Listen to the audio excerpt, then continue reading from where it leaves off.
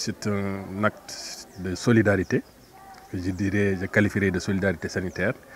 Donc, parce que, comme vous le savez, les populations sont confrontées à des difficultés sociales vu la conjoncture.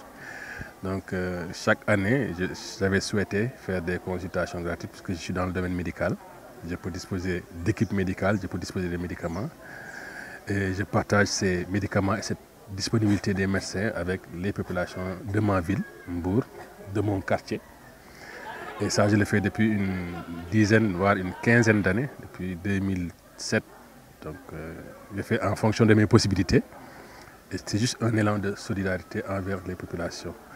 Et j'en appelle à cette solidarité parce que les choses sont difficiles, mais si tout le monde y met du sien, ça devient plus supportable pour les populations.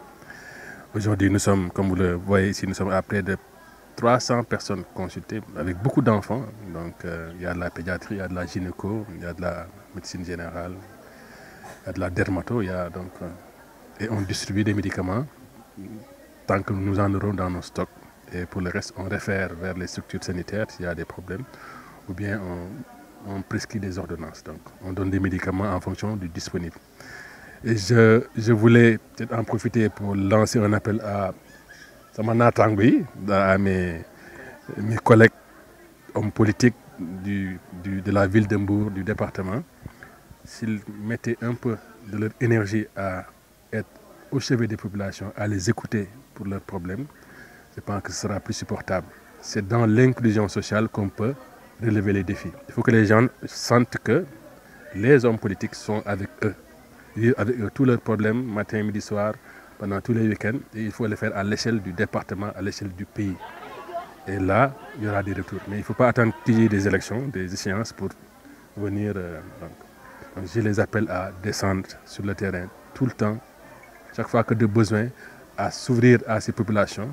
Parce que ces populations, c'est eux le pouvoir. Ce n'est pas nous les politiques, c'est les populations qui détiennent le pouvoir.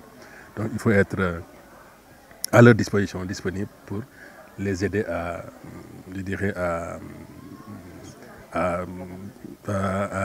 supporter les difficultés actuelles de la vie. Donc difficultés qui sont inhérentes à des problèmes internationaux. Ce n'est pas des difficultés liées au Sénégal, mais c'est un peu général. Donc nous voulons juste participer à soulager ces populations dans leurs dépenses de santé, par exemple, qui est une dépense incompressible. Quand on est malade, il faut se soigner.